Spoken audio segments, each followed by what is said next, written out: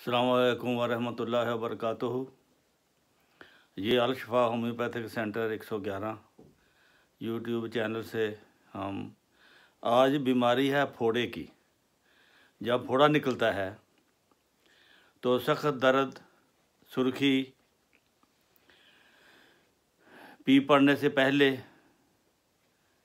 जल्द में एक फोड़ा बन जाता है, सुर्खी होती है और दर्द होता है। तो उस वक़्त बेलाडोना जो है 200 की, वो अक्सर काम आती है। दूसरा दर्जा, अगर फोड़े में पीप पड़ जाए तो ज़ख़म पीप पड़ जाए तो उसको निकालने के लिए, जल्दी पीप निकालने के लिए सलेशिया 3x या 6x दें। छोटी ताकत में ये पीप को निकालती है। और जब आप समझो कि पीप काफ़ी निकल गई है तो फिर सलेशिया की 1000 ताकत की एक खुराक दे दें। 3-4 दिन के बाद एक और दे दें, बस फोड़ा खुश्क हो जाएगा इंशाल्लाह ताला। दूसरी दवाई है बेलाडोना। सुर्खी, सोजन, धड़कनदार दर्द, बेलाडोना 3 ताकत या 6x ये तकलीफ़ को कम करने के लिए हर घंटे बाद भी दे सकते हैं आप। अगर बहुत ज़्यादा सुर्खी और सोज हो, धड़कनदार दर्द हो, फिर हर 2-3 घंटे बाद दें। फिर इसकी सलेशिया दवाई है फोड़े की। जब फोड़े में पीप पड़ चुकी हो, वो मैंने पहले बता दिया है।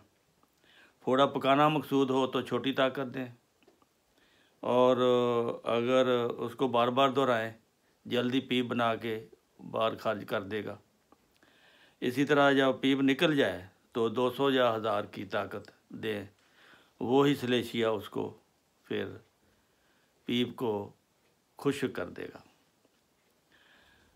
फिर एक ज़रूरी दवाई है हैपर सल्फ़र। ऐसे फोड़े जो पुरहिस हो, यानी दर्द ज़्यादा हो, फोड़े को हाथ तक न लगाया जा सके, इतना दर्द हो, तो पीप पड़ने से पहले अगर आप 200 या 1000 की ताकत दे दें, फोड़ा वहीं ख़त्म हो जाता है।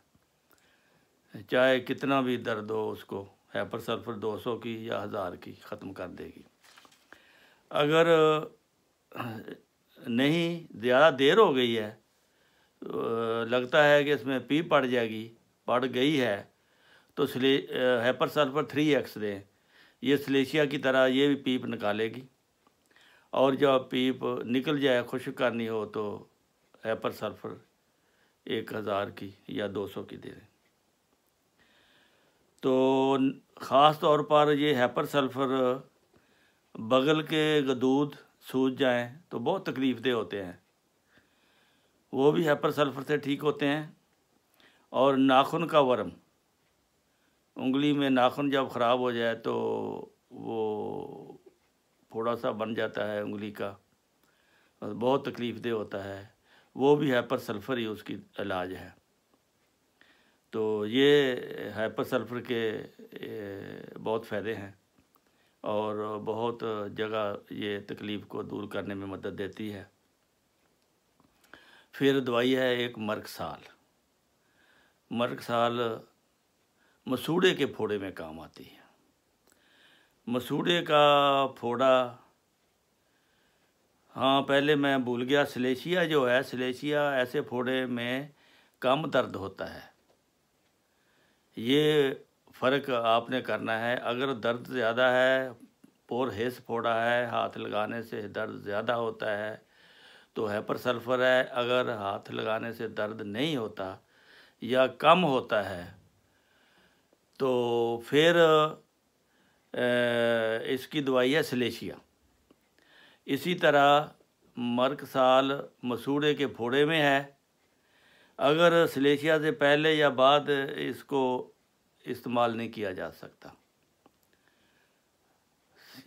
अगर मर्कसाल खा ली है उसके बाद अगर आप सलेशिया देना चाहें तो ये ठीक नहीं है, ये नुकसानदेह होगा। इसलिए इसके दरमियान में हाइपर सल्फ़र जो है वो खुराक दें उसके असर को ख़त्म करने के लिए।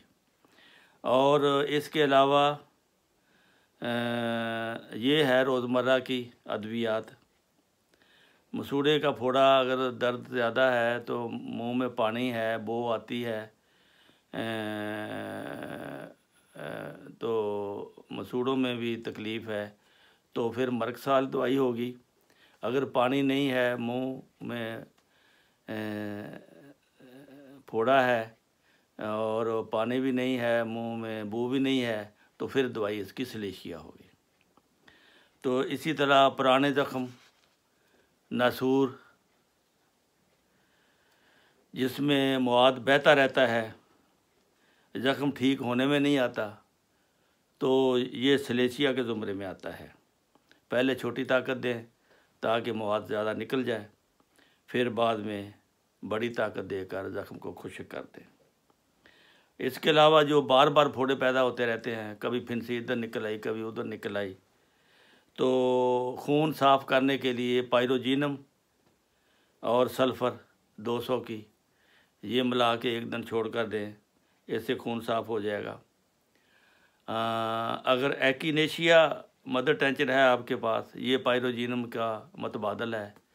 अगर पायरोजीनम नहीं देनी तो फिर आपने एकिनेशिया खून साफ़ करने वाली बेहतरीन दवाई है।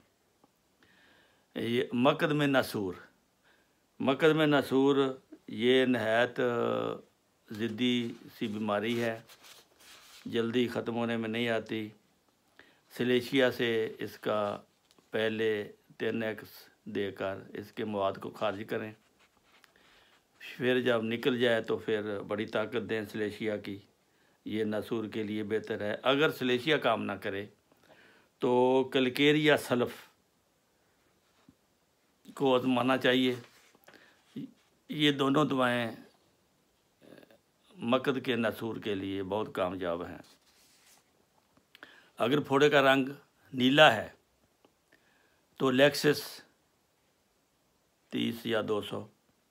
अगर फोड़े का रंग काला है और जलन है, गर्म टकोर से आराम है आता है तो फिर आर्सेनिकम अल्बम। काले रंग के फोड़े में अगर आर्सेनिकम अल्बम काम ना करे तो टरंटुला क्यूबनस 30 में वो काम आती है। अगर फोड़े का रंग काला है तो अलामत आर्सेनिकम अल्बम की हैं, आर्सेनिकम अल्बम से फ़ायदा नहीं होता, तो टरंटुला क्यूबनस से इंशाअल्लाह ज़रूर आराम आ जाएगा। ये आपकी आज की बीमारी है, तो इसको घरों में ऐसी छोटी छोटी बीमारियां होती रहती हैं। ये आप अगर गौर से पढ़ लें और समझ लें तो कोई मुश्किल नहीं है, खुद ही आप तजवीज़ करके दवाई अपने घर के लोगों का इलाज कर सकते हैं, खिदमत खल्क भी कर सकते हैं, सदका जारिया में भी हिस्सा ले सकते हैं। वो इस तरह के इन लेक्चरों को अगर आप सब्सक्राइब करें और फिर अपने जानने वालों तक डिस्ट्रीब्यूट कर दें, उनको भेज दें, शायद उनका भी फ़ायदा हो जाए, तो फिर आप भी सवाब के हकदार होंगे। तो अगर किसी मरीज़ को आपकी वजह से आराम आ जाएगा तो अल्लाह ताला आपको जज़ा देगा और आप सवाब के हकदार होंगे। तो अल्लाह ताला आपका हामी व नासिर हो। अस्सलामु अलैकुम व रहमतुल्लाहि व बरकातहू।